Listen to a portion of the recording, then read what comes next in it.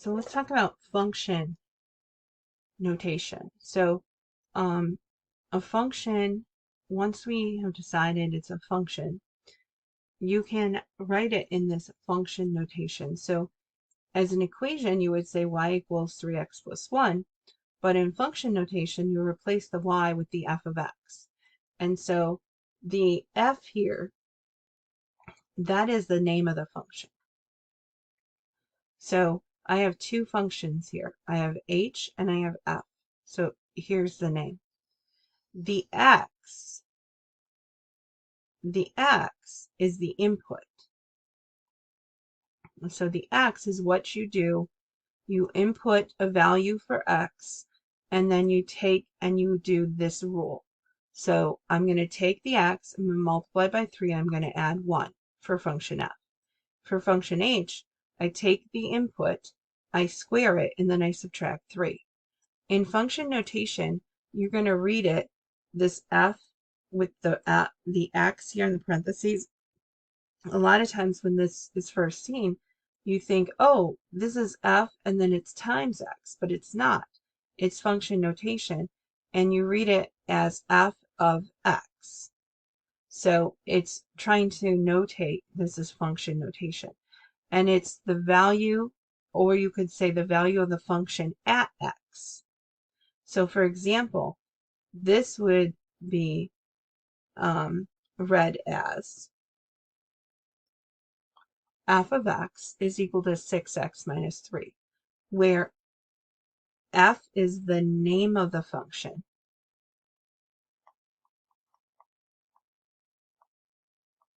X is the input value from the function.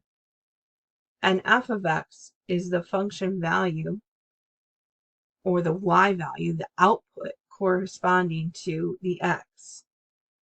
So if I had said find f at, let's say,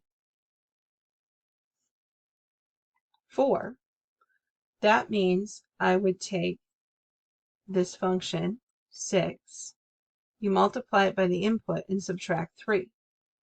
So the rule for this function is I'm going to take the input of 4, I'm going to multiply it by 6 and subtract 3. So I would get 24 minus 3, or 21. Now, to write this as an ordered pair, you put, it's always x comma y, or your input comma your output. Here we inputted 4, we got an output of 21. Let's say that I asked you to find the following. Let's say it says to evaluate or find f, oh, I spelled that wrong. Evaluate f at 0, f at 1, f at 10, and then create an input-output table with those points. So pause the video, take a look if you could do this, and then we'll do it together. So we're using function f, and I have function f right here. And hopefully you paused the video and tried it. And so what I like to do is I put a blank spot in for the input. And then I'm going to put in my input. So in the first one, I'm inputting 0. So I'll put a 0 in here. And when I take 6 and times it by 0, I'm going to get 0, and 0 minus 3 is negative 3. So that one would be written as the ordered pair 0, negative 3. Or putting it in my table, it would look like this. And then the next one, I'm going to input 1. So I'm going to place a 1 in that blank spot, and I would get 6 minus 3, which would be positive 3. So when I input 1, I get a positive 3. And then the last one here is 10. So when I input 10, I'm going to put a 10 in the blank spot here, and I'll get 6 times 10, which is 60, and then subtract 3, I get 57. So I have the point 10, 57. And then I could plot those points. I could plot those ordered pairs, and I could create myself a graph.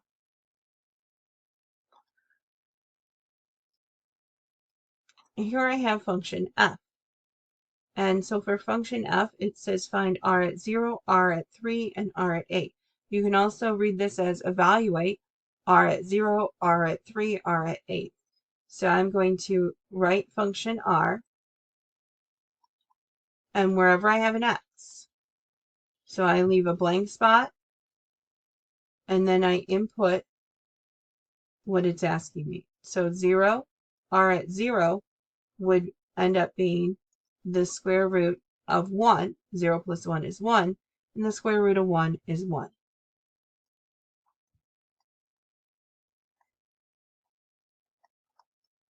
The next one, r at 3, I would end up getting the square root of 4, and the square root of 4 is 2.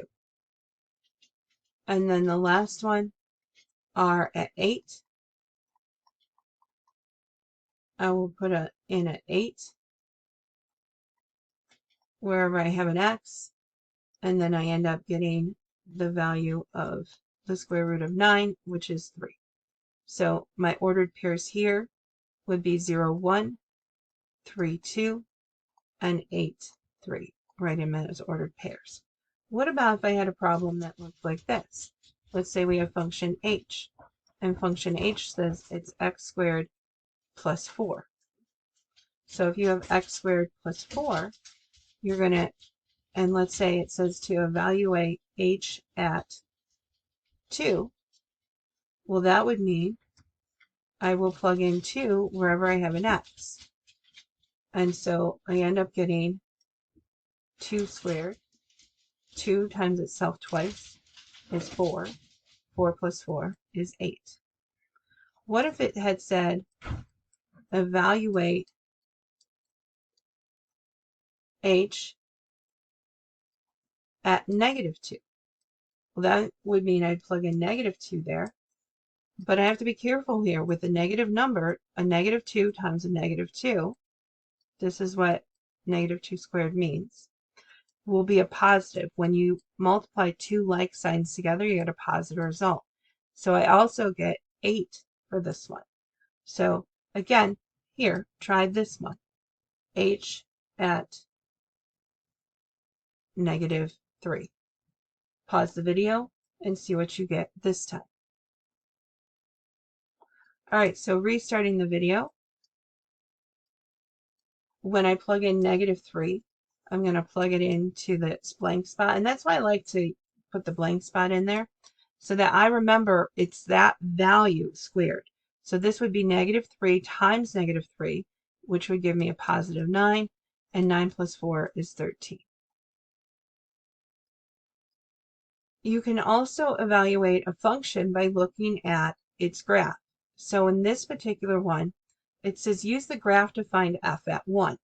So we have to remember when we're looking at a graph, what is the input, what's the output? In a graph, the x value is the input. The y value is the output. So you have to look at where is 1 on the input. So 1, according to this graph, this would be 1. And so what I would do is I would take and I would go up from 1, and I would see where it touches the graph, it touches it here, and then I would read the output. The output would be 2. So the answer here would be 2. So if it had said find f at 2, let's say it looks like this.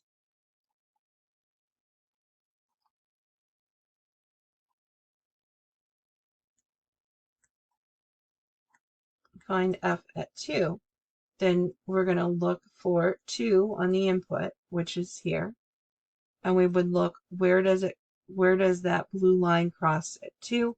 And it would be at 0 on the output. So f of 2 would be 0. Then this question says, is f at 40 positive or negative? So 40 would be way off my screen. But I see that at the end, it's going downward. So I would assume that f at 40 would be negative. So when you input 40, it's going to be somewhere this way because this arrow shows me it's going downward. And I know that the output in quadrant 2 is negative. In order to be down here, you have to be negative on the y-axis. And then the last question here says, well, for what numbers x is the output? So this f of x means the output. So where is the output to? So that means that I have to look at my graph a little differently now. And I have to look at it kind of backwards from what we were saying. So here is 2. This is the output of 2. So if I draw a line at 2, there are 2 places that crosses 2, here and here. This appears to be, I know it's a little off, but this would be at -2, and this would be at +1. So the question is asking you to find the input when the output is 2. And the answer would be at -2 and 1.